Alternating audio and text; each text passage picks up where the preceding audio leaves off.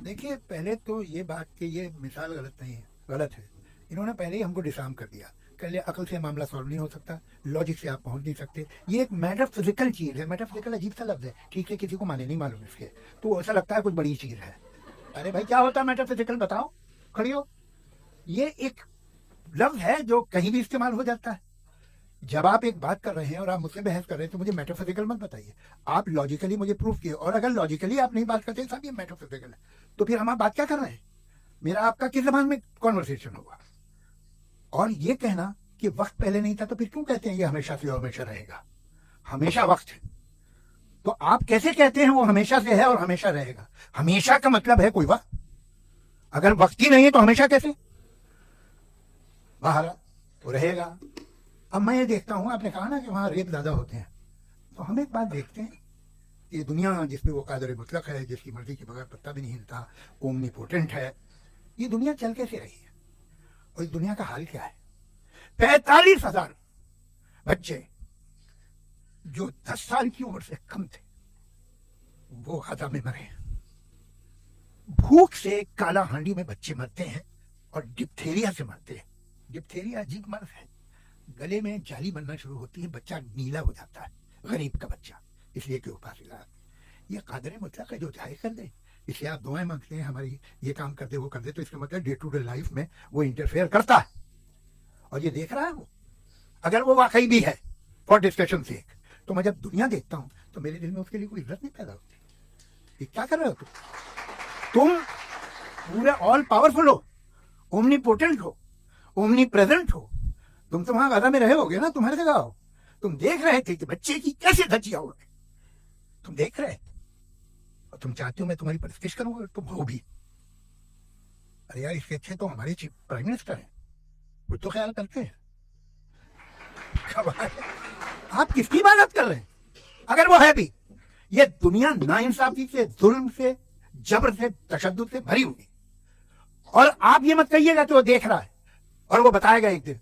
अगर वो देख रहा है और इंटरफेयर नहीं करता तो आप दुआ क्यों मांगते?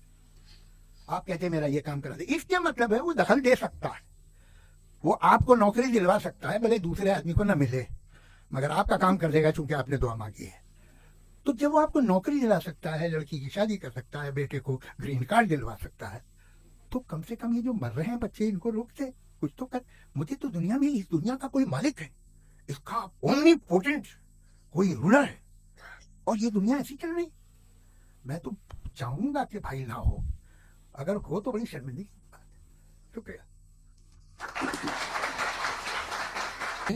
अब सबसे ज़रूरी और सबसे मुश्किल राउंड शुरू हो रहा है, क्रॉस एग्जामिनेशन का।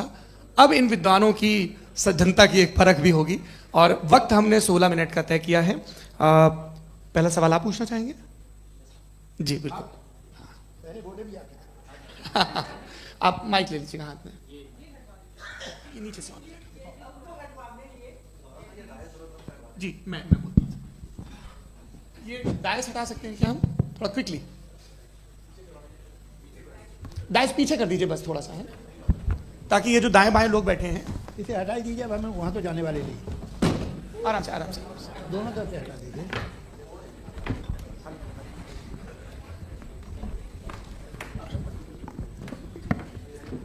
इस बीच आप लोग भी अपने अपने सवाल तैयार कर लें। ये ध्यान रखेंगे कि मैं यहाँ से सवाल लूँगा, आप लोगों को अपना हाथ ऊपर करना है, अपना नाम बताना है और अधिकतम 3 वाक्यों में अपना सवाल पूरा करना है। कई लोग सवाल की जगह भाषण देने लगते हैं, उससे आज बचना है। जी मुफ्ती साहब, पहला सवाल आपका, 16 मिनट है, हम दोनों लोगों के सवाल लेंगे। जी बहुत शुक्रिया। आपकी जो अभी बात हुई बहुत अहम थी, मैं इसको चाहूँगा कि आगे डिस्कस करूँ, लेकिन चूँकि अभी ये वो सेगमेंट है क्रॉस एग्जामिनेशन, तो सबसे पहला सवाल आपसे ये है कि जो मैं इतनी देर से कॉन्टिंजेंसी आर्ग्यूमेंट आपको बता रहा था, ये अकल से ही बता रहा था हजरत, आप ये बताएं कि आप इन्फिनिट रिग्रेस ऑफ कॉजेस को पॉसिबल मानते हैं या नेसेसरी बीइंग के एग्जिस्टेंस को सही समझते हैं? क्योंकि 2 ही ऑप्शन हो सकता है, आप ये बताएं।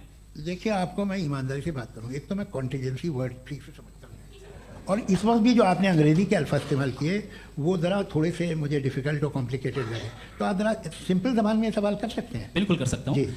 यूनिवर्स की हर चीज़ कॉन्टिंजेंट होने का मतलब यह है कि वो अपने एग्जिस्टेंस में किसी के ऊपर डिपेंडेंट है। जो भी चीज डिपेंडेंट होगी वो चीज इंडिपेंडेंट नहीं हो सकती, तो उसका कोई ना कोई कॉज होगा।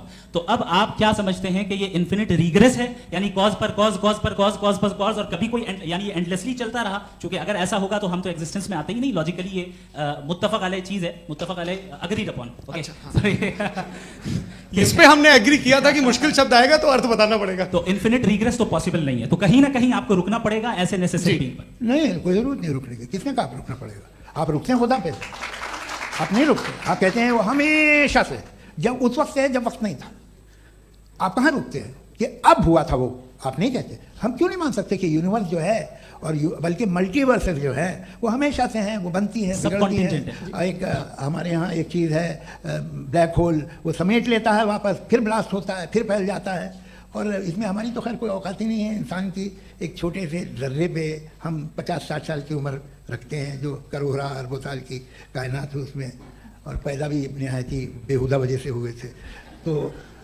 तो इसमें ये सोचना कि इसकी वजूहात और ये क्यों है, ये डिपेंडेंट है, ये हम देख रहे हैं, क्या मालूम। आप सोचिए कि ये जो फैल रही है कायनात, ये कहाँ फैल रही है, ये कहाँ जा रही है, और ये फैल क्यों रही है? अरे बना ली थी तुमने, रुको भैया काफ़ी है। ये फैल क्यों रही है? ये और कौन सी कायनात जिसे मैं दूरबीन से देखता हूँ तो 2 बिलियन लाइट ईयर पे है, उससे मेरा कोई वास्ता ही नहीं है। 2 बिलियन ईयर यानी अगर मैं 80,000 माइल्स पर सेकेंड से चलूँ तो 20 करोड़ साल में वहाँ पहुँच जाऊँगा। इसकी ज़रूरत क्या थी? ये दुनिया, ये कायनात तो इंसान अशरफुल मखलूक़ात के लिए बनाई गई ना। तो ये सब ये टर्म समझ में नहीं आया, इसमें कोई खास समझने वाली बात थी भी नहीं। ये जो अल्टीमेट कहा यह जाता है कि ये जो पूरी यूनिवर्स है, ये जो दुनिया है, ये इंसान के लिए बनाई गई। अच्छा, ये सब इंसान के लिए। क्यों साहब, सही है ना? बिल्कुल, लेकिन इसका ये मतलब नहीं कि किसी चीज के पीछे रीजन आपको नहीं पता तो रीजन नहीं है, इसे कहते हैं नहीं, मुझे नहीं पता, लेकिन मेरी जिम्मेदारी नहीं है। वो बिल्कुल सही कहा था उसने, बर्टन रसल ने। आपने उसे मजाक में टाल दिया कि भाई आप एक दावा कर रहे हैं, मैं क्यों कहूं कि ये गलत है दावा? आप प्रूफ कीजिए, मेरे पे जिम्मेदारी ही नहीं है, मैंने थोड़ी कहा है। आप प्रूफ कीजिए कि ये सही है। आप आर्गुमेंट ऑफ कंटिजेंसी आप का जवाब कोई ही नहीं सवाल दे रहे पूछना चाहेंगे? आप सवाल पूछना चाहेंगे मुफ्ती साहब से? क्योंकि ये क्रॉस एग्जामिनेशन का दौर है। आप जैसे पहले बोल रहे थे फेथ को लेकर कुछ, मैं ये पूछना चाहूँगा कि खुदा ने जो भी रेवलेशन किए हैं, एक मज़हब के लिए बहुत से मज़हबों में किए हैं, अलग अलग रेवलेशन है। कहीं कुछ एक बातें हैं, कॉन्ट्रडिक्शन भी है आपस में, कहीं कुछ आप कर सकते हैं, कहीं कुछ नहीं कर सकते। ऐसा नहीं है कि सबकी कोड ऑफ मॉरल एक है। तो ये किस्सा क्या है? अब आप ये देखिए कि मुझे कभी कभी लगता है कि जो फुटबॉल फाइनल होता है, लाखों लोग होते हैं, फिर वो टीवी कवर करती, करोड़ों लोग, अगर उसमें खुदा की एक बूमिंग आवाज़ आ जाती, मैं गॉड हूँ, तो सारे लोग अभी सुन लेते और टीवी पे भी सुन लेते, किस्सा खत्म होता। ये इतनी राजदारी क्या है कि तुम सामने कुछ तो सबूत दे दो हमें सॉलिड। ये कह साहब ये यूनिवर्स कैसे बनी, इससे मसला क्या हल होगा? मैं पूछूंगा आपसे खुदा कैसे बना? क्यों नहीं पूछूंगा कैसे बना? बल्कि वो तो कायनात से कहीं ज़्यादा इंटेलिजेंट है, कायनात से कहीं ज़्यादा कॉम्प्लेक्स। जी वो हमेशा से अरे आप कहेंगे मैं मान लूँगा। अच्छा, दोयम वो कादिर मुतलक, यानी कादिर मुतलक का मतलब ओमनीपोटेंट, वो जो चाहे कर सकता है। आपको नौकरी दिलवा सकता है, आपकी अच्छी जगह शादी करवा सकता है, आपके पड़ोसी का मुकदमा हरवा सकता है, आपको जिता सकता है, सब काम करता है। थोड़ा सा माइक क्लोज। वो इस दुनिया को चला कैसे रहा है? ये दुनिया कैसे चल रही है? आपको इस पर हैरत नहीं होती? या क़यामत के बाद कभी एक जस्टिस होगा, जब ये बच्चा मर चुका होगा जिसकी धज्जियाँ उड़ गई बम से, इसको इंसाफ मिलेगा सब। अच्छा, आप जवाब दो। हाँ दीजिए। मैं इसीलिए आपकी तरफ। सबसे पहले आपने रेवलेशन और स्क्रिप्चर्स की बात की, इस पे मैं बात कर सकता हूं लेकिन आज नहीं करूंगा क्योंकि वक्त कम है, कभी और इस पे डिस्कस करेंगे। मैं तैयार हूं उस पे भी बात करने के लिए। ये अभी से राउंड 2 की भूमिका तय हो रही है। Does God exist round 2? जी, चूंकि आज गॉड के एग्जिस्टेंस पे बात है तो मैं उसी के रिलेटेड जो है आपके सवालात को एंटरटेन भी करूंगा और मैं भी पूछूंगा। आपने कहा कि आपने साबित ही नहीं किया, जबकि आर्गुमेंट ऑफ कॉन्टिजेंसी बुनियादी आर्गुमेंट है। आप मुझे कॉन्टिजेंसी का मतलब बताइए, आपका मतलब क्या? कॉन्टिजेंसी कॉन्टिजेंसी का मतलब यह हुआ कि हर वो वजूद जो किसी भी चीज का पाबंद है, हर वो वजूद या हर वो चीज जो अपने एग्जिस्टेंस में किसी भी चीज के पाबंद है और उससे बाउंड है, उसको उसकी जरूरत है, उस पर डिपेंड करती है, तो जाहिर सी बात है कि उसका कोई ना कोई कॉज होता है। ये तो अक्ल की बात है, ये आप रीजनिंग की बात करते हैं, मैं वही कर रहा हूं। दूसरी चीज आपने ये बात कही कि इतने बिलियन लाइट ईयर्स दूर है, उसका मेरा क्या लेना देना? फिर मेरे ख्याल से आपको ये नहीं कहना चाहिए I think therefore I am an atheist. आपको सोचना चाहिए, सिर्फ आप एक लिमिटेड दायरे में रहकर नहीं सोचें, बल्कि बाहर निकलकर सोचें। आपने तीसरा सवाल किया, आपने 2-3 सवाल एक साथ किए। ऐसी बात है ना कि ये कुछ लोगों को इतराज हो जाएगा आप पे कि आप कुछ भी सोचिए, ये इजाजत आपको है नहीं, मुझे है।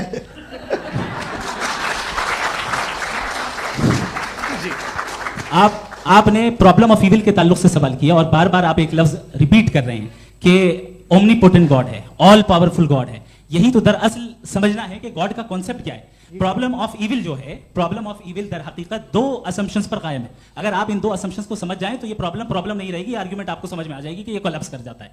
पॉइंट नंबर 1, यानी जो आपका सबसे पहला फॉल्स असम्पशन है कि गॉड मर्सीफुल है, ओमनीपोटेंट है, दुनिया में जुल्म हो रहा है। लेकिन आपको ये समझना चाहिए कि हमारे वर्ल्ड व्यू के मुताबिक गॉड सिर्फ ओमनीपोटेंट और सिर्फ मर्सीफुल नहीं है, बल्कि वो ऑल वाइज भी है और वो ऑल नोइंग भी है। उसके हर काम के पीछे हिकमत और विजडम है। ये कोई जरूरी नहीं है कि वो हिकमत और विजडम आपको समझ में आए या मुझे समझ में आए। अगर आप जो समझ रहे हैं उसके मुताबिक आप फैसला कर रहे हैं, ये लिमिटेड पर्सपेक्टिव से आर्गुमेंट है। और इस चीज को हम अपनी दुनिया में, अपने लाइफ में, डेली लाइफ में इस प्रिंसिपल को एक्सेप्ट करते हैं। हम जब किसी डॉक्टर के पास जाते हैं, डॉक्टर के पास जाकर वो अगर उसने हमें कोई दवाई दी है तो हम ये तो नहीं कहते कि जब तक आपके पास जितना नॉलेज और जितना विजडम नहीं है, आपने क्यों ये दवाई दी है, तब तक हम इस चीज को एक्सेप्ट नहीं करेंगे। नहीं कहते, हम उसकी अथॉरिटी को तस्लीम करते हैं। क्यों? क्योंकि उसकी हम जानते हैं कि वो नॉलेजेबल है, वो विजडम वाला है, हमसे ज्यादा नॉलेज और हमसे ज्यादा विजडम है। बताएं सर। डॉक्टर में और खुदा में बड़ा डिफरेंस है। डॉक्टर पढ़ा लिखा होता है, एक तो मैं उसकी बात सुनूंगा। 2 नहीं कुछ जवाब तो भी नहीं है सर। प्लीज, अगर सब ऑडियंस से बोलने लगेंगे तो फिर मतलब नहीं सिविलाइज्ड बहस का। मतलब आप ये कहें कि चूंकि आप डॉक्टर पे बिलीव करते हैं इसलिए खुदा पे बिलीव कीजिए, क्या ये मिसाल आपको समझाने के लिए आर्गुमेंट है, इस पे आपको एतराज नहीं है। तो सिंपल बात ये है कि मैं अगर ये यकीन कर रहा हूँ कि एक ओमनीपोटेंट उसकी मसलहत है, ये जो बच्चे मर रहे हैं ये मसलहत है उसकी, मुझे नहीं चाहिए इसकी मसलहत। उसकी मसलहत नहीं, यही तो समझना है, मतलब एक्सपीरियंस। अच्छा, इस आपने अभी मेरी बात पूरी सुनी नहीं। मैंने कहा आपका पूरा आर्गुमेंट 2 फॉल्स असम्पशंस पर है। एक फॉल्स असम्पशन मैंने बता दिया, दूसरा फॉल्स असम्पशन ये है कि इस दुनिया में इविल के होने का कोई गुड रीजन नहीं है, जबकि हमारे पास बाज रीजंस मौजूद हैं, हमारे पास बाज वजूहात मौजूद हैं। अगर इस दुनिया में इविल ना हो तो आप गुड को डिफाइन कैसे करेंगे? अगर जुल्म ना हो आप इंसाफ को समझेंगे कैसे? अगर तारीकी ना हो तो आप लाइट को समझेंगे कैसे?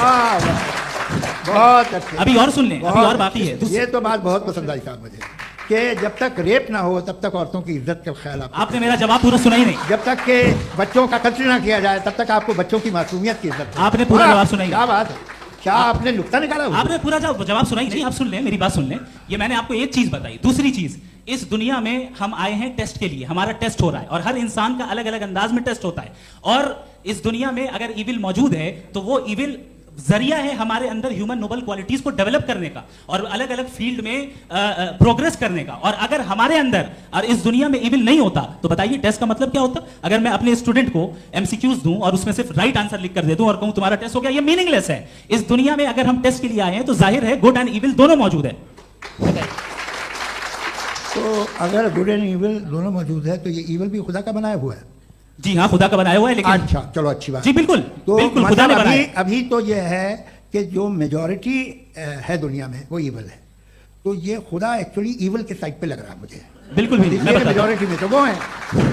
क्या बात कर रहे हैं भाई आप? कोई भी जो मुंसिफ होगा, चाहे आपका अपना घर हो जिसके आप सबसे बड़े हैं, चाहे आपकी ऑर्गेनाइजेशन हो जो आप चलाते हैं, वहां पर आप इविल रखेंगे साबित करने को कि बाकी लोग शरीफ हैं। मेरी बात सुनिए, क्या ये आर्गुमेंट ही गलत है? अगर कि जब तक के कोई इविल नहीं होगा तब तक के शरीफ आदमी शरीफ नहीं लगेगा। अगर एग्जामिनर गलत ऑप्शन दे रहा है तो एग्जामिनर इविल नहीं हो गया, जो गलत ऑप्शन को सेलेक्ट कर रहा है वो फेल होगा।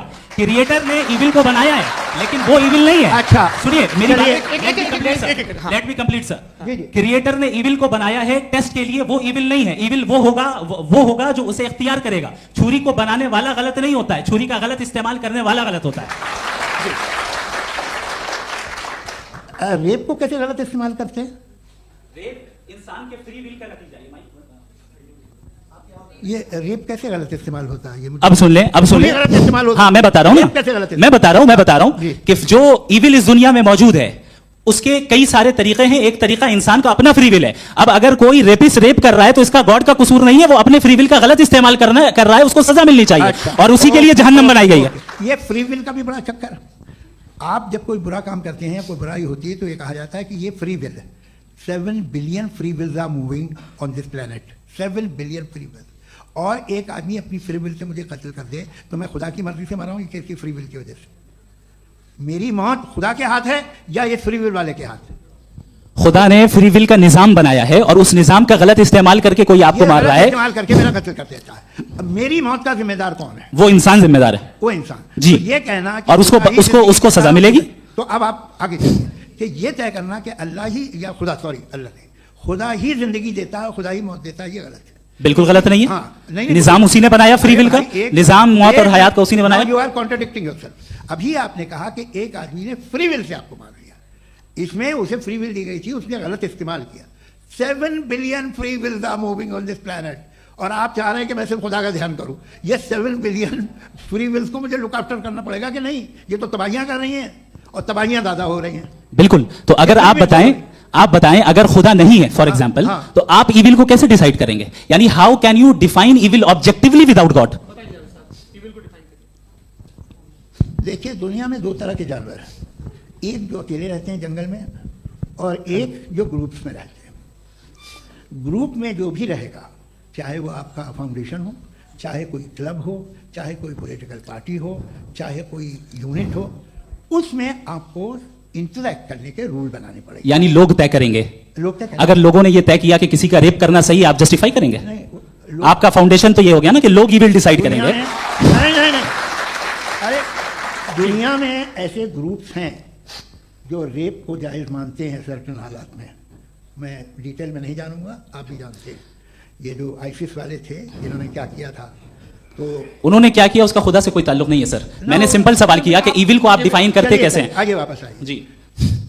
आप साथ में तभी रह सकते हैं जब कुछ आप ऐसे उसूल डेवलप करें जिसमें हर एक का बेसिक तहफ़्फ़ुज़, हर एक का बेसिक राइट हो और हर एक को कोई आराम मिले।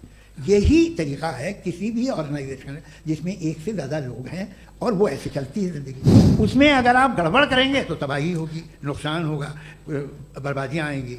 और अगर उसमें आप घर ले लीजिए ना, एक हस्बैंड है, एक वाइफ है, बच्चे हैं, वालदा भी हैं, 2 बहनें भी हैं, एक भाई भी है। अब इसमें कोई निज़ाम आपको चाहिए साथ में रहने का, और एक दूसरे पे भरोसा रहे, एक दूसरे के बहीख्वाह हों, एक दूसरे की मदद करें, ऐसी जिंदगी। सर आपकी बात आ गई, आप ये कह रहे हैं कि लोग डिसाइड करेंगे क्या सही है क्या गलत है, यही है? मेजॉरिटी डिसाइड करेगी क्या सही है क्या गलत है? अरे भाई बिल्कुल। मेजॉरिटी अगर ये कहे कि नाजी जर्मनी के साथ जिस तरह मेजॉरिटी थी कि जेनोसाइड करना सही, आप जस्टिफाई करेंगे? उस वक्त आपका ये सवाल थे, उसके बाद क्लोज कर। हाँ, उस वक्त प्लेनेट पे जो लोग थे उनमें कितने लोग हिटलर को सही समझते? अच्छा, प्लेनेट की मेजॉरिटी तय करेगी, सोसाइटी की नहीं। प्लेनेट की मेजॉरिटी गॉड के एग्जिस्टेंस को सही मानती है, आप क्यों नहीं मानते? ये हेलो ये क्रॉस क्वेश्चन का राउंड यहाँ पर समाप्त होता है। और ये बड़ा अच्छा है कि इस तरह से फ्रेगमेंट कर दिया गया है ताकि जो मरकरी ऊपर जा रहा है नीचे जवाब दे दूं। जी। प्लेनेट की ज़्यादातर मेजॉरिटी कुछ दूसरे मजहबों के खुदा को मानती है। आप उन्हें क्यों नहीं, आप तो मेजॉरिटी की बात कर रहे अच्छा, ये हैं। closing majority की बात- आप ये कह रहे हैं इविल और गुड को डिसाइड मेजॉरिटी करेगी, मेजॉरिटी जो कर दे वो सही हो जाएगा। इसको जैसा आप ही लोगों ने तय किया है उसी फॉर्मेट को फॉलो कर लेते हैं। भाई मैंने तो भले लोगों पे एतबार किया और तब मॉडरेशन तय किया। जी, आपके पास 5 मिनट का वक्त है, क्लोजिंग आर्गुमेंट है, उसके बाद हम ऑडियंस से क्वेश्चन आंसर लेंगे जावेद साहब के क्लोजिंग आर्गुमेंट के बाद। Okay, Time starts now। बहुत शुक्रिया। जी। हमारा जो टॉपिक है डज गॉड एग्जिस्ट, मैं इस पे इतने एकेडमिक तैयारी करके आया था, मुझे था कि मैंने सोचा था कि कई सारे मैं आर्गुमेंट्स दूंगा, लेकिन वक्त की भी किल्लत और जावेद साहब बार बार इधर उधर चले जा रहे थे तो उसको भी थोड़ा एंटरटेन करना पड़ गया। डज गॉड एग्जिस्ट पे मैं एक ही आर्गुमेंट दे पाया। आर्गुमेंट्स बहुत हैं और डेफिनेटिव आर्गुमेंट्स हैं, और मेरे आर्गुमेंट को किसी एक राउंड में भी इन्होंने एंटरटेन नहीं किया और रेफ्यूट नहीं किया।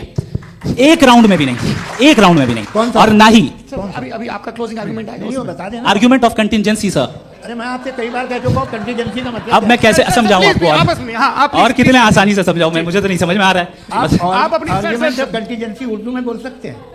हाँ, आप अपनी बात पूरी कर लें जी। आखिरी 4 मिनट। दूसरी चीज, just a minute please ma'am, can I talk? दूसरी चीज ये है कि आपने एक तो इसका जवाब नहीं दिया, दूसरा आपने गॉड के ना होने पर कोई डेफिनेटिव आर्गुमेंट नहीं दिया, सिर्फ मजहब पे बात कर रहे हैं आप। मजहब तो आज हमारा टॉपिक ही नहीं था। आज तो हमारा टॉपिक हो, आप मजहब से ले लेकर आईएस तक चले गए। भाई हमारा क्या ताल्लुक है उससे? We condemn them. और उसका गॉड से क्या ताल्लुक है? अगर कोई गलत काम कर रहा है, किसी ने किसी को कत्ल किया, किसी ने किसी का रेप किया, उसको सजा मिलनी चाहिए। और आपके पास कोई भी rational strong foundation of morality नहीं है। आपने कहा कि मेजॉरिटी तय करेगी सोसाइटी की, वो सही होगा। मैंने कहा हिटलर को, फिर आप सही कहेंगे नहीं, प्लैनेट की सोसाइटी की मेजॉरिटी तय करेगी। तो प्लैनेट की मेजॉरिटी गॉड के एग्जिस्टेंस को मानती है, आप कहना ये रिलीजियस है। तो यानी आपके पास कोई स्ट्रांग फाउंडेशन नहीं है ऑब्जेक्टिव मोरालिटी का। ऑब्जेक्टिव मोरालिटी का अगर कोई फाउंडेशन है तो वो सिर्फ गॉड है, गॉड है, गॉड है। थैंक जी, ये मुफ्ती शमाइल नदवी साहब का क्लोजिंग आर्ग्यूमेंट था। अब हमारे पास जी ये बड़ा अच्छा है कि दोनों लोगों को मॉडरेटर से शिकायत भी और बोल रहे भाई हमारी शाबाशी भी तो करते चलो। अब मेरी बात जी, आपके पास जावेद अख्तर साहब 5 मिनट का वक्त है, ये आपका क्लोजिंग आर्ग्यूमेंट है, टाइम रीसेट कर दें। जी देखिए, बहुत सारी बातें हैं। गॉड का डेफिनेशन दुनिया के किसी भी रिलीजन में है कि वो ओमनीपोटेंट है, ओमनीप्रेजेंट है, he is just, he is kind, he loves you and so on. मैं जब दुनिया देखता हूँ तो मुझे कोई ऐसा सुप्रीम पावर यहाँ दिखाई नहीं देती है जो इंसान की बहबूदी के लिए कुछ कर रही हो, कमज़ोर को बचा रही हो, मदद कर रही हो, जालिम को पीछे हटा रही हो। मैं नहीं देखा, तारीख में नहीं। एक तो अगर है और ये देख रहा है तमाशा, तो उसका होना न होना बराबर है। दोम ये कि ये जो है, जब आप ये कहते हैं कि कायनात जिसकी कंटिजेंसी है, मैं देखिए वो लफ्ज़ इस्तेमाल किया मैं, तो ये कैसे हो सकती है भाई? और फौरन आप सरेंडर कर देते हैं कि जाहिर है कि इसका बनाने वाला तो इससे 10,000 गुना ज़्यादा कॉम्प्लिकेटेड होगा। उस पर आपके होने पे कोई इतराज़ नहीं है, उसे वो टाइमलेस है, वो पहले से था, टाइम तो बहुत बाद में आया। ये सब आप मानने को तैयार है जिसका आपके पास कोई सबूत नहीं, आपके पास कोई रीज़न नहीं। आपकी तारीख क्या है मजहबों की? बिलीफ की, जो खुदाओं का बिलीफ है, ये कॉन्स्टेंटली गलत साबित होता रहा है। मतलब आप कहें कि अरिस्टोटल के ज़माने में तो सब जाहिल थे, वो भी इतने ही यकीन से खुदा पे यकीन रखते थे, जो अब नहीं रहा। ये भी नहीं रहेगा, आप लिख लीजिए। और इसके आसार आपको दुनिया में दिखाई देना शुरू हो चुके हैं। ये बहस कि आज से 100 साल पहले इस तरह हो सकती थी, यहाँ तक तो आपको हम ले आए हैं। तो सर अरे इनको मदद की जरूरत नहीं भाई, ये सेल्फ सफिशिएंट आदमी है, आप क्यों इनकी मदद कर रहे हैं? Sir please. तो ये जो है तमाम बातें अपनी जगह हैं। ये एक पैकेज है। आप अकेले, कोई आदमी ऐसा नहीं जो सिर्फ गॉड को मानता हो, उसके साथ बहुत पैराफर्नेलिया आता है, अलग अलग पैराफर्नेलिया आते हैं। They have always created chaos in the society. मैं तो आपको सीधा ऑफर देता हूँ कि दुनिया में 10 इंपॉर्टेंट बिलीव्स हैं। आप एक मानते हैं, 9 नहीं मानते, 9 में आप एथियस्ट हैं, 9 को आप बिल्कुल रीजनेबली मेरी तरह देखते हैं। तो 90 मजहबी आदमी भी 90% एथियस्ट है, वो दूसरे खुदा नहीं मानता, एक खुदा मानता है अपना वाला, बाकियों को कहता है गलत है। अगर आप मानना ही बंद कर दे तो आपका 10% चांस है कि आप सही हैं और 90% चांस है कि आप गलत हैं। मेरा मशवरा है आप मानना छोड़ दिए तो 50% चांस होगा कि आप सही हैं और 50% चांस होगा, 40% आप गेन करेंगे बाय बिकमिंग एथियस्ट। ये एक फरसूदा ख्याल है, ये ख़त्म हो रहा है। हो सकता है मेरी ज़िंदगी में ना हो, लेकिन ये हो जाएगा। जो बातें ये इनको आप मेटाफिजिकल, ये वैसे रिस्पेक्टेबल टर्म दे दिए, ये तो उन लोग के हैं जिन्हें ना फिजिक्स मालूम थी ना मेटा मालूम था, ये उन्होंने आपको दिए हैं। जी बहुत शुक्रिया आप दोनों लोगों का। और अब इस बातचीत का आखिरी राउंड शुरू होगा, डज गॉड एग्जिस्ट की ये बहस मुफ्ती शमाइल नदवी और जावेद अख्तर साहब के बीच। आप लोग अपने अपने हाथ ऊपर करेंगे, मैं यहाँ से तय करूँगा। और माइक हमारे पास है क्या? एक ही माइक है ऑडियंस के लिए? 2 माइक है, एक इस तरफ एक इस तरफ, ठीक है। तो जी सबसे पहले हमारी सहयोगी है मारिया शकील जी, पूछिए सवाल। थोड़ा सा रुकेंगे ताकि कैमरे का फ्रेम आप पर आ जाए, आपकी तो प्रैक्टिस है टीवी की। जी नदवी साहब, मैं खुदा को मानती हूँ, पहले मैं इसी प्रमाइस से शुरू कर रही हूँ और ये बता रही हूँ आपको, मैं मानती हूँ। लेकिन कुछ सवाल हैं जो जावेद साहब ने उठाया, उसका जवाब आपको देना चाहिए। पहला सवाल ये कि गजा में सालों से छोटे बच्चे मर रहे हैं, वो उनको, अगर खुदा मर्सीफुल है, हम मानते हैं कि अल्लाह ताला में बहुत ताकत है, तो वो बच्चे क्यों मर रहे हैं? दूसरी बात ये कि अगर कंटिजेंसी की जो आप बात करते हैं, पूरे मुस्लिम ममालिक मिल करके भी उन गजा के बच्चों को क्यों नहीं बचा पा रहे हैं? क्योंकि अगर वो चाहते, क्योंकि अल्लाह ताला उन पर हुकूमत करते हैं, सब पर हुकूमत करते हैं, तो वो उनको क्यों नहीं बचा? जी थैंक यू वेरी मच। बहुत अच्छा किया आपने इस चीज़ को जिक्र कर दिया, मैं इसको और अच्छे से एक्सप्लेन करने की कोशिश करता हूँ। देखें, जहां तक आपने कहा कि गजा के बच्चों को मारा जा रहा है, देखिए 2 वर्ल्ड व्यू है, एक एथीस्टिक वर्ल्ड व्यू, एक थीस्टिक वर्ल्ड व्यू है। बच्चे मर रहे हैं दोनों वर्ल्ड व्यू में, लेकिन हमारा वर्ल्ड व्यू कह रहा है कि रिकॉम्पेंस है, ये कह रहे हैं कि उनका मरना बेकार जाने वाला है। कोई उसका रिकॉम्पेंस नहीं है, चूंकि इनके यहाँ आखिरत और अल्लाह का कोई तसव्वुर या गॉड का कोई तसव्वुर नहीं है।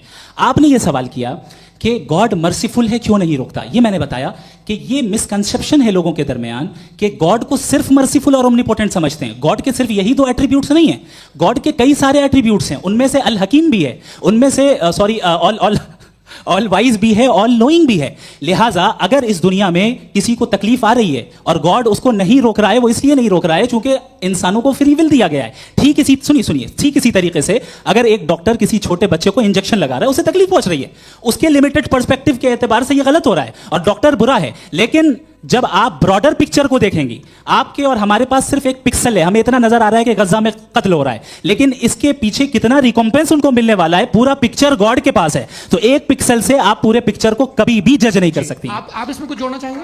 आपको कुछ बोलना है इसमें? भैया आपने बहुत अच्छा जस्टिफिकेशन दिया। या आप वो जो वहाँ के प्राइम मिनिस्टर इजराइल के उन्हें भेजिए, वो बहुत खुश होंगे। आप जस्टिफिकेशन दे देना कि अगर गॉड नहीं है तो बच्चे क्यों मर रहे हैं, आप बताएं। वो ये सवाल पूछ रहे हैं कि अगर आप ईश्वर का अस्तित्व नहीं मानते हैं तो उन बच्चों की मौत को आप कैसे इंटरप्रेट करते हैं? भाई ये दुनिया जो है, जो ताकतवर लोग होते हैं वो एक नाइंसाफी करते हैं। तो ये अच्छा काम है, आपके नजदीक तो नेचर नाइंसाफी पे मबनी है। अरे मेरे भाई, आप नेचर की कहाँ बात कर रहे हैं, तो इंसान की बात जी, कर ये तो फिर जब मैं इंसान की बात कर रहा था, आप नेचर की बात करने लग क्रॉस गए। एग्जामिनेशन नहीं। हाँ, अब आप मुझे बोलने नहीं देंगे तो अलग बात है, आप बोलिए, मैं मुझे कोई जल्दी नहीं। जी नहीं, ये क्रॉस एग्जामिनेशन। मुझे बोल तो लेने दीजिए। जी, बोलिए। क्या बात ये है कि ह्यूमन सोसाइटी तभी साथ में रह सकती है जब वो मोहब्बत से, एकता से, एक दूसरे के एहतराम करके रहे। इसके अलावा पॉसिबल नहीं, अकेले तो इंसान रह नहीं सकता। वहाँ पर कुछ लोग हैं जो फाउल करते हैं, वो फाउल हमेशा से तारीख में होता आया है। आज ये हो रहा है, जो हो रहा है बहुत बुरा हो रहा है, बहुत जालिमाना है, बहुत जाबराना है। उसको आप कहें कि ये बच्चों को कॉम्पनसेशन मिल जाएगा या इसकी इंजेक्शन है, इंजेक्शन तो हेल्थ के लिए दिया जाता है। आप ये कह रहे हैं कि ये बच्चों की जो धज्जियाँ उड़ रही हैं ये इंजेक्शन है, ये टेस्ट है, ये टेस्ट है और उस टेस्ट में उनको ऐसा रिकॉम्पेंस मिलेगा जो आपके तस्वुर के बाहर है। ये आप 3 बरस के बच्चे को बारूद से उड़ा के टेस्ट ले रहे हैं। वाह, वो नहीं ले रहा है, खुदा नहीं उड़ा रहा है, इजराइल उड़ा रहा है। जी, ये तो उसको कंडेम अगला करें। सवाल लेते हैं। अगला सवाल लेते हैं प्रोफेसर पुरुषोत्तम अग्रवाल। मुफ्ती साहब, एक निवेदन आपसे है कि कम से कम थोड़ा सा माइक क्लोज एक रिलीजियस और फिलोसफिकल कर मैम प्लीज। एक रिलीजियस और फिलोसफिकल ट्रेडिशन है जो ब्रह्मांड को यानी यूनिवर्स को ही अंतिम मानती है। सर्वम खलु इदम ब्रह्मम, this is Chandogya Upanishad, and it completely rules out the existence और नेसेसिटी, आपके शब्दों में necessity of a creator. The creation itself is the creator. तो एक मिनट प्लीज। दूसरा जो सवाल आपने अभी, जो आप बार बार कह रहे हैं कि भगवान विद्वान भी है, वाइज, सब जानने वाला, तो अगर विजडम में दुनिया भर के पापों और अत्याचारों को बर्दाश्त करना शामिल है, तो फिर इसका मतलब ये हुआ कि अगर मैं फ्री विल से उसको अपोज करता हूं तो ईश्वर की विजडम और मेरी फ्री विल में कॉन्ट्राडिक्शन है। Because when I am opposing whatever is happening in Gaza, then I am opposing the God's will और गॉड्स विजडम। जवाब लेते हैं। तो गॉड की विजडम, एक मिनट सर प्लीज सर, ये एक जुमला, गॉड की विजडम है कि गाजा में जो कुछ हो रहा है वो हो रहा है, मैं उसको अपोज कर रहा हूं, तो मैं गॉड की विजडम के खिलाफ जा रहा हूं। एक सवाल। दूसरा ये नहीं, आपने 2 ऑलरेडी। सर आप और सवाल कर लें, लेकिन मुझे 2 जवाब दे। पहले आपने ये कहा, सुनिए मेरी बात सुनिए। इजराइल के गॉड के मुताबिक तुम्हारा ठीक हो रहा है ना? नहीं हो रहा है, ठीक नहीं हो रहा है, मैं बता रहा हूं क्या हो रहा है। आप तशरीफ रखें, मैं बता रहा हूं क्या हो रहा है। Let me complete please. एक सेकंड गाइस, एक सेकंड। ये देखिए, ऐसा है कि ये सब बड़ा आपस में विचार विमर्श के बाद ये तय हुआ था कि कुछ नियम बना लिए जाएं ताकि एक टाइम बाउंड बातचीत चले। और भाई साहब, आप बड़ा जरूरी काम कर रहे हैं लेकिन कैमरे के फ्रेम में आके उस काम को गड़बड़ कर दे रहे हैं। ठीक है गुरु, अब मेरे को कहीं का गुस्सा कहीं निकालना था, सॉरी। नहीं, कोई गुस्सा नहीं है जी। तो प्रोफेसर ने सवाल पूछे, आप उनके जवाब दें। और थोड़ा ये सब लोग थोड़ा ख्याल रखें भाई, सवाल संक्षिप्त रखें जी। आपने 2 सवाल किया। सबसे पहला ये कहा कि हमारे पास ये कॉन्सेप्ट है कि ये यूनिवर्स खुद नेसेसरी बीइंग है, creation itself is the creator. How irrational is this कि मैं एग्जिस्ट करूंगा बाद में, लेकिन अभी एग्जिस्ट कर भी रहा हूं, यानी एक ही टाइम में एग्जिस्ट भी कर रहे हैं, नहीं भी कर रहे हैं। This is not true. दूसरी चीज आपने कहा कि अगर इजराइल में, सॉरी माफ कीजिएगा, Israel doesn't exist, occupied Palestine में अगर ऑक्यूपाइड पैलेस्टाइन में बच्चों को मारा जा रहा है फ्री विल की वजह से और गॉड नहीं रोक रहा, ये कॉन्ट्रडिक्शन है। ये बताइए कि एक एग्जाम में एक बच्चा गलत आंसर लिख रहा है, सुनिए, एग्जामिनर चाहे तो रोक सकता है, क्यों नहीं रोक रहा है? ये कॉन्ट्रडिक्शन है, ये कॉन्ट्रडिक्शन नहीं है। माइक नहीं सर, ये आपस में ये क्या आपका सवाल? माइक दीजिए। फ्री विल दिया गया है टेस्ट के लिए, अकाउंटेबिलिटी के लिए। अगर फ्री विल नहीं होता तो आप कहते हैं हमें रोबोट बना दिया गया। नॉट मिसरिप्रेजेंट माय पोजीशन, आपकी जो भी पोजीशन मैं अपनी फ्री विल के नाते, अपने ह्यूमन विजडम के नाते गाजा में हो रही अत्याचार का विरोध करता हूं। बिल्कुल करना चाहिए। आपके हिसाब से मैं गॉड की विजडम का विरोध कर रहा हूं? बिल्कुल नहीं, समाज हो रहा है गॉड की बिल्कुल भी नहीं, विजडम। बिल्कुल भी नहीं। उसका वहां पर गाजा में कत्ल होना ये इंसानों के गलत इस्तेमाल का नतीजा है, फ्री विल के इस्तेमाल का नतीजा है। गॉड इसका हुक्म नहीं देता, उससे रोकता है। यही तो मसला है ना, आपके लिए कॉन्सेप्ट क्लियर नहीं नहीं भाई, आपने तो बताया था इंजेक्शन लगाने से बच्चे को तकलीफ होती है, ये इंजेक्शन लगा। सर आप ऐसे रेटोरिक स्टेटमेंट दे तब तो कोई नहीं, मसला नहीं आपने समझते बोला कि रहेंगे। injection this is a rhetoric statement, this is not a logical argument sir. I am sorry, I am sorry. आखिरी 30 मिनट बड़े मुश्किल होने वाले हैं। जी मुफ्ती साहब आगे बैठे हैं, इनको माइक दीजिए। हाँ तरुण, माइक आप अपने पास रखिए, आपको कैमरे का फ्रेम पता है। जी सबसे पहले दोनों को मुबारकबाद। एक सर अपना आप नाम बता दें। आप अमेरिका में शिकागो में रहते हैं, इतना मुझे याद है। बताया आपको, यासिर नदीम अलवाजदी मेरा नाम है। जावेद सर आपसे एक क्वेश्चन है इन्फिनिट रिंग्स के ताल्लुक से। एक हाइपोथेटिकल सिनेरियो है, मसलन अगर आप सर माइक थोड़ा सा प्लीज क्लोज रखिए। जी अगर आप शायर इसलिए हैं कि आपके कोई उस्ताद शायर थे, और वो इसलिए शायर थे कि उनके कोई उस्ताद शायर थे, और इसी तरीके से हम माजी में पीछे चलते चलते चले जाएं और कहीं ना रुके, तो माफ कीजिएगा आप कभी शायर नहीं हो सकते। लेकिन आप शायर हैं, आपका शायर एग्जिस्ट करता है, इसका मतलब ये है कि आप कहीं ना कहीं रुके हैं। तो मेरा सवाल ये है कि क्या आप इन्फिनिट रिग्रेस ऑफ कॉजेस को लॉजिकल फैलेसी मानते हैं या नहीं मानते? हाँ या ना? मैं इन्हें लॉजिकल फैलेसी नहीं मानता हूँ, लेकिन मेरा प्रॉब्लम यह है कि जब मैं नहीं मानता हूँ तो I will continue with this logic जो फैलेसी नहीं हो। आप एक जगह रुक जाते हैं जाके, आप कहते हैं ये गेंद कैसे बनी, ये जजीरा कैसे बना, ये समंदर कैसे बना, ये ज़मीन कैसे बनी, और अचानक गॉड पे जाके आपको ब्रेक लग जाता है। एक बार आप सवाल नहीं करते कि भाई इनको बनाने वाला तो इनसे भी कॉम्प्लिकेटेड होगा, वो कैसे बना, उसके बारे में आपने इत्मीनान कर लिया वो हमेशा से। तो अगर आप उसे हमेशा से मानते हैं तो फिर ये मान लीजिए कि कायनात हमेशा से, क्या तकलीफ जी है? अच्छा सर सर सर क्यों नहीं हो मैं सकता? बताऊं प्लीज प्लीज। जैसे मैंने मिसाल दी आपके शेर, आपका शेर कभी वजूद में ना आता अगर शायर इसी तरह चलते रहता हमेशा। जी माइक माइक मेरे ख्याल से एक सेकंड। इन्फिनिट रिग्रेस का कॉन्सेप्ट क्लियर नहीं हो जी। पाया, ऐसे रहने दें, लेट्स मूव ऑन सर। ठीक है। हाँ थोड़ा सा मॉडरेटर का भी ख्याल रखें। नहीं नहीं आपने तो रखा है, आपने रखा है। यहाँ पे गौहर रजा साहब हैं, वो भी एक सवाल पूछना चाहते हैं। माइक यार नीचे से ऑन कर दियो, नीचे। पहले तो ये कह दूं कि मैं उन बच्चों से शर्मिंदा हूं जिनको गजा में कत्ल किया गया, क्योंकि हमारे होते हुए कत्ल किया गया, लेकिन उससे ज़्यादा शर्मिंदगी इस बात से हुई कि मुझे लगा कि मुफ्ती साहब उसको जस्टिफाई कर रहे हैं। बिल्कुल भी नहीं, आप बहुत ही गलत मुझे बात लगा मैं गलत हो सकता हूँ। बिल्कुल गलत मैं है। सवाल पूछ रहा सवाल हूँ, मैं देखिए, सवाल अगर पूछ रहा एक हूँ। मैं जावेद भाई से डिसएग्री करता हूँ। एक सेकंड देखिए, अगर देखिए ऐसा एक सेकंड आप सर वेट अरे आप कुछ मेरे पहले मुझे अपनी बात कह लेने दीजिए। अगर ऑडियंस तय करेगी तो फिर मॉडरेटर का मतलब नहीं। मेरा आप सबसे ये कहना है, ये बहस दो लोगों के बीच में है, एक तरफ मुफ्ती साहब, एक तरफ जावेद साहब। पिछले 1.5 घंटे से ये लोग अपने अपने तर्क रख रहे हैं। आपकी इनसे इत्तेफाकी हो सकती है, ना इत्तेफाकी हो सकती है। मेरे उस्ताद मुझे सिखा गए हैं कि मुखामुखम में असहमति की गुंजाइश बची रहनी चाहिए। अगर मैं आपकी बहुत इज्जत करता हूं गौहर साहब, आपने जो कमाल की किताबें लिखी, साइंटिफिक टेम्परामेंट, लेकिन मेरी ये गुजारिश है आप सबसे कि यदि आप इन लोगों ने जो बोला उन पर टिप्पणियां करेंगे तो ना वक्त की पाबंदी रहेगी ना वो अनुशासन। आप सवाल पूछ लें, उस सवाल में जो बात आ जाए वो आ जाए। मैं जावेद साहब से डिसएग्री करता हूँ, इसलिए जावेद साहब से सवाल पूछ रहा हूँ। आपका सवाल जावेद अख्तर साहब से। और सवाल ये है मेरा कि जावेद साहब ने कई बार लॉजिक का इस्तेमाल किया कि साइंस में लॉजिक है और रिलीजन में लॉजिक नहीं है। मेरा ख्याल ये है कि रिलीजन में भी लॉजिक है, लेकिन उस लॉजिक की बेसिस ये है कि आप रुक जाते हैं, जिसका जिक्र जावेद साहब ने बार बार किया, यानी खुदा के तसव्वुर पे आते हुए, गॉड के तसव्वुर पे आते हुए रुक जाते हैं। और इसमें सवाल पूछना मतलब फॉरबिडन होता है। सवाल यह है कि क्या जावेद साहब इससे एग्री करते हैं कि साइंस की लॉजिक अलग है और रिलीजन की लॉजिक अलग है? बताइए सर। देखिए 3 चीज़ें हैं, साइंस है, एक है मंतिक है, इस्तिदलाल है, और एक जो है कुछ भी नहीं है, फेथ है, अकीदा है।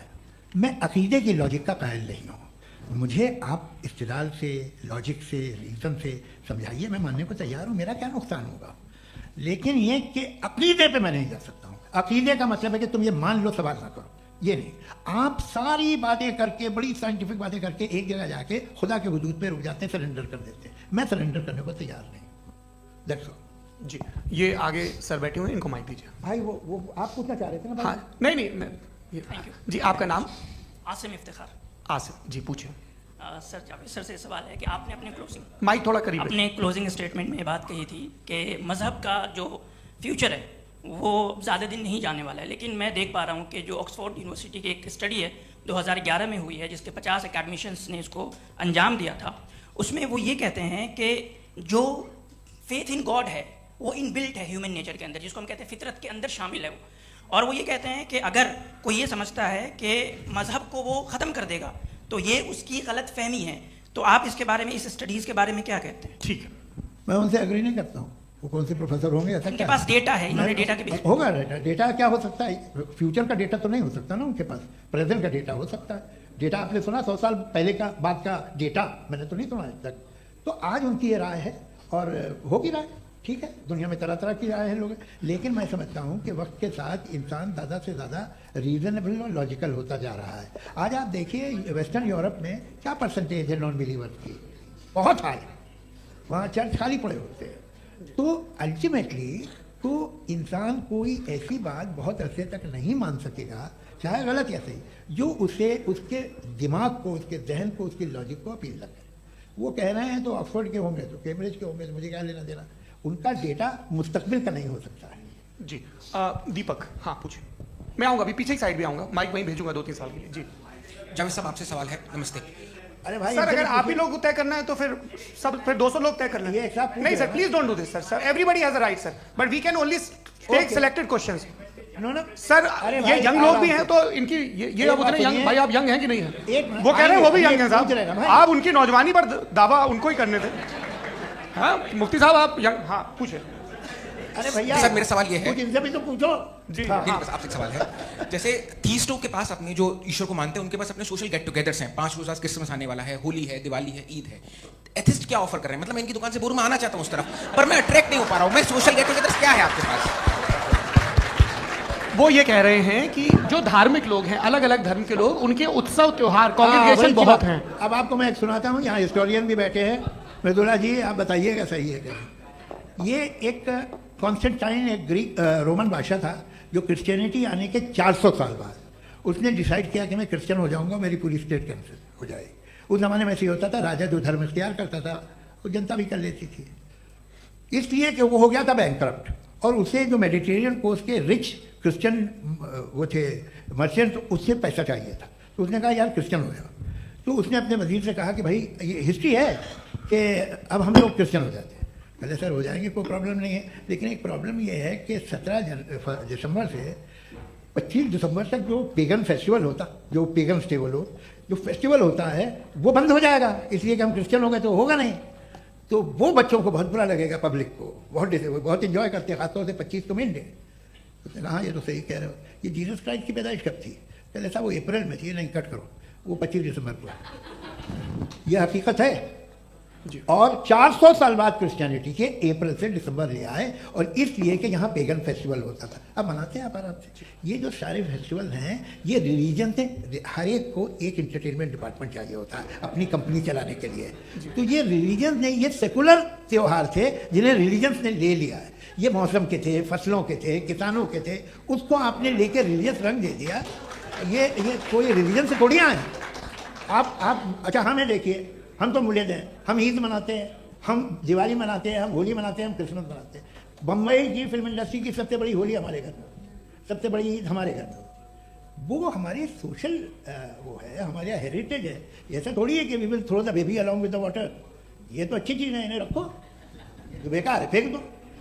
जी हाँ हेलो जी, मेरा सवाल नादवी जी से है।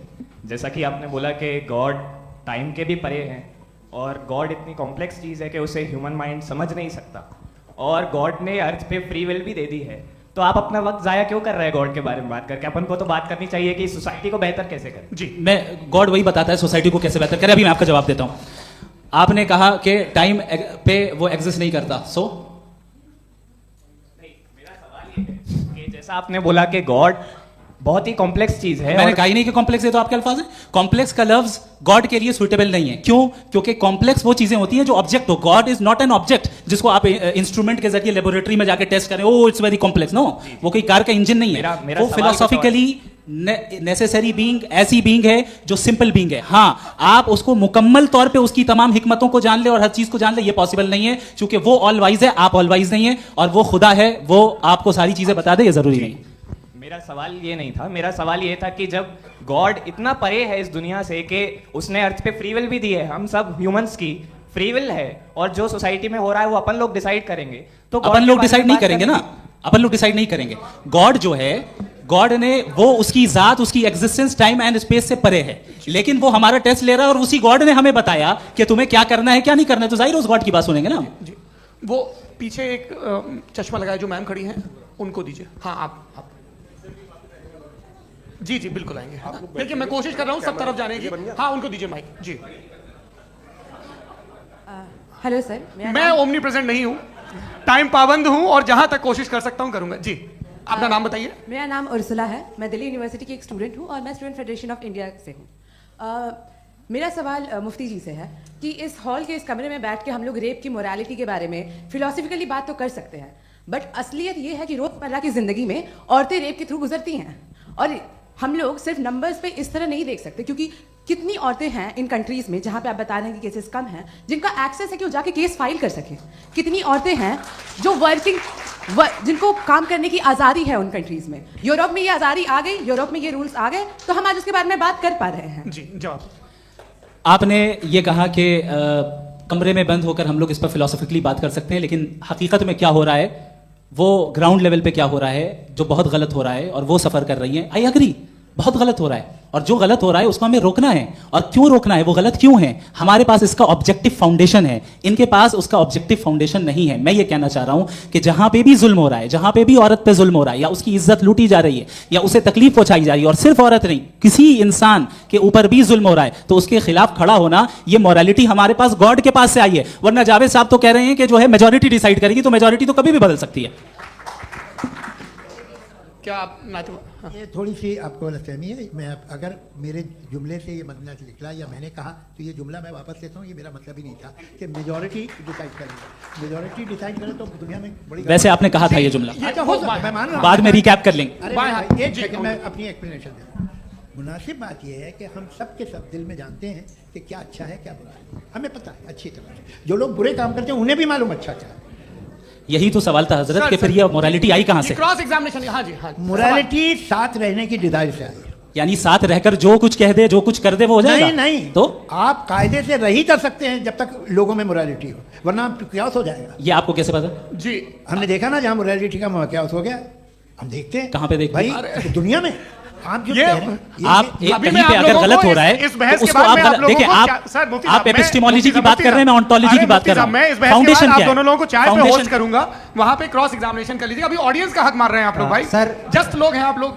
और ये भाई ये उधर आएंगे, जी सर आएंगे। अच्छा सर मेरा नाम लईकुर रहमान है और मैं अलीगढ़ मुस्लिम यूनिवर्सिटी का स्टूडेंट हूँ, और जहाँ तक मुझे पता है कि sir you are also product of Aligarh Muslim University. मैं भी उसी चमन का बुलबुल। हाँ सर, तो बहुत खुशी हुई मुझे जान करके कि मैं आपसे मिलूंगा। सवाल सर, मेरा सवाल ये है, सर सैयद अलैहि रहमा का नज़रिया ये था कि खुदा के वजूद को अक़ल के दायरे में रह करके तलाश करना, न कि पूरी तौर से उसका इनकार कर देना। Sir how will you define it?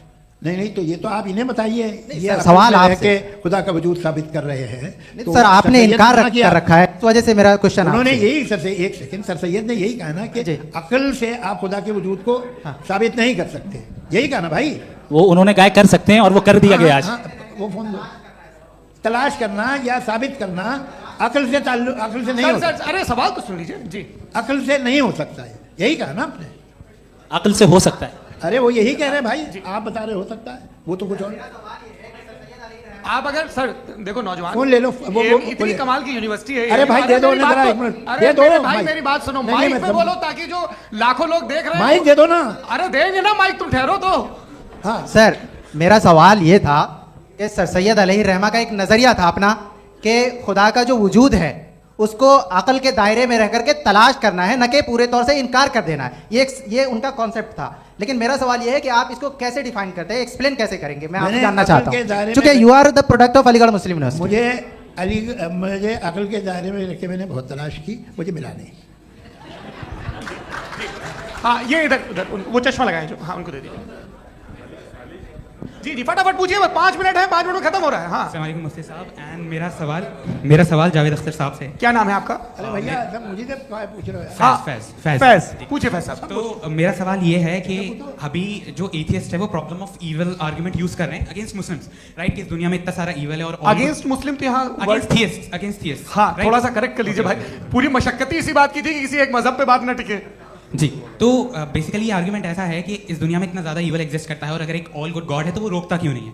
लेकिन इस सवाल में एक हिडन अजम्पशन ये है कि इस दुनिया में इविल एग्जिस्ट करता है। अब एथियस्ट ये कैसे ऑन्टोलॉजिकली प्रूव कर सकते हैं कि इस दुनिया में इविल एग्जिस्ट करता है? मैं आपको बताता हूं, थोड़ा सा समझा। नहीं सर आप लोग इनको सुनिए। नहीं please don't do that. I want to explain ontologically. नहीं हम समझ गए सर, इनको अब जवाब देने दीजिए। अच्छा सवाल पूछ लो मैं।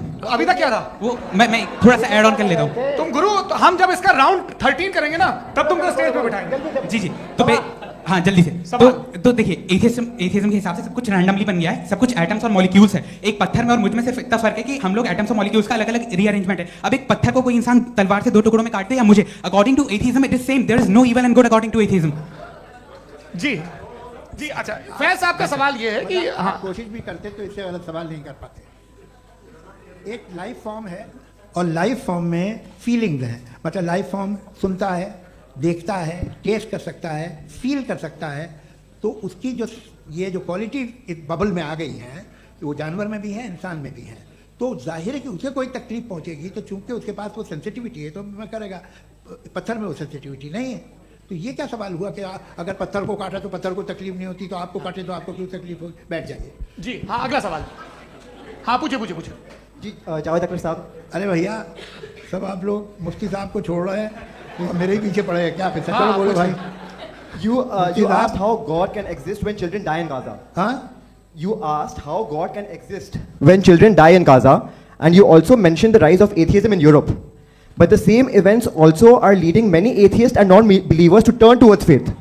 How do you interpret this contradiction, where suffering pushes some away from God, yet brings others closer to belief? देखिए आपको एक बात बताऊं, दुनिया परफेक्ट तो कहीं भी नहीं है, हर जगह कुछ खामियां हैं। बेटा एक मिनट आप ही को कहेंगे, देखो वो तो कुछ खामियां, कमज़ोरियां, खराबियां सब जगह है।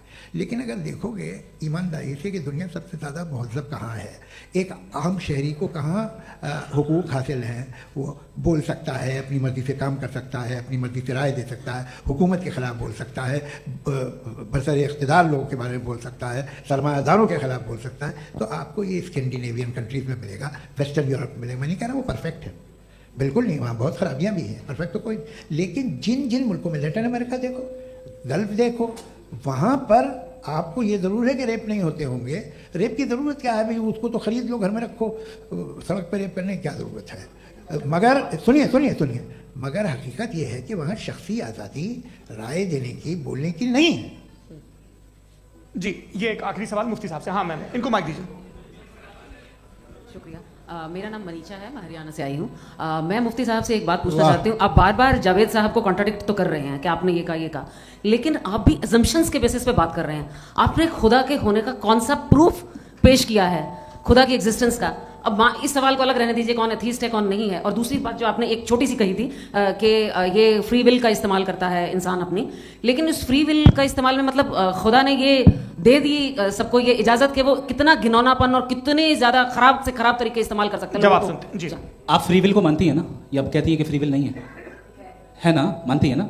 तो अब आपके पास इसका कोई एक्सप्लेनेशन नहीं है कि अगर एक इंसान उस फ्री विल का इस्तेमाल करके गलत काम कर रहा है और बच के अच्छी जिंदगी गुजार के निकल जा रहा है, उसका कोई रिकम्पेंस नहीं है। हमारे वर्ल्ड व्यू में जो इंसान गलत काम कर रहा है उसको भी रिकम्पेंस यानी उसका बुरा बदला मिलना है, और जो सही काम कर रहा है उसको सही बदला मिलना है। लिहाजा जो फ्री विल है वो इस तरीके से है कि एक लिमिटेड टाइम तक खुदा ने मोहलत दी है। ऐसा नहीं कि छूट दे दी, जो करना है करते रहो हमेशा। वक्त आएगा जब एग्जाम का टाइम खत्म होगा तब रिजल्ट आएगा। दौरान एग्जाम जबरदस्ती आपको नहीं बताया जाएगा। अरे भाई एक सवाल मुफ्ती साहब से मेरा, मुफ्ती साहब से रुक जाइए, आपसे इसके बाद मैं मुफ्ती साहब एक ही सवाल करता हूँ कि अगर जो हो रहा है फ्री विल से हो रहा है और एक दिन बरोज़ क़यामत इंसाफ होगा मैशर में वगैरह वगैरह, तो दुआ क्यों मांगते हैं लोग? दुआ मांगते हैं इसके मतलब है अभी भी उसने ये डिपार्टमेंट रखा है कि मैं रोजमर्रा की जिंदगी में इंटरफेयर बिल्कुल कर बिल्कुल सकता हूं। He can. तो तुम कैन हो, तुम मुझे नौकरी दिला देते हो, मेरे बेटे को ग्रीन कार्ड दिला देते हो, और 45,000 बच्चे मरते उन्हें रोकते नहीं हो। नहीं तो क्या आप ये कह रहे हैं कि इस दुनिया में जालिमों को कभी पकड़ी नहीं होती है? अरे जो भी पकड़ होगी, वो बच्चे रोते हैं। बिल्कुल देखिए, वो मैंने रोते अपने हैं, ओपनिंग बच्चे स्टेटमेंट में यही कहा था आप कि मुझे जनाब नौकरी जावेद साहब दिलवा सिर्फ रहे हैं, इमोशनल मेरी आर्गुमेंट बेटी की जैसे दिस इज एन शादी इमोशनल करा रहे हैं। आर्गुमेंट। ये छोटे मोटे काम- इसके पीछे इसके पीछे का रीजन मैंने बताया क्या है, देखिए, इसके मैं पीछे का बार-बार यहाँ रीजन क्या है पर मैंने बताया। मंच से आप लोगों को सज्जनों इसलिए कह रहा हूं ताकि थोड़ा सा आपके कॉन्शियस पे जोर रहे कि आपको ऑर्डर बचा के रखना है। वक्त तय हुआ था, ये वक्त पूरा हुआ, आपने इतने धैर्यपूर्वक सुना, मैं आप सबका बहुत बहुत शुक्रगुजार हूं। यदि इन दोनों विद्वानों की इच्छा होगी तो कभी हम इस बातचीत का राउंड 2, राउंड 3, यही तो देखिए खूबी है इंसान की कि बहस मुबाहसे में वो पड़ा रहता है। आप लोगों ने बड़े धैर्य का परिचय दिया, बहुत बहुत शुक्रिया। इसी के साथ ये बातचीत यहाँ पे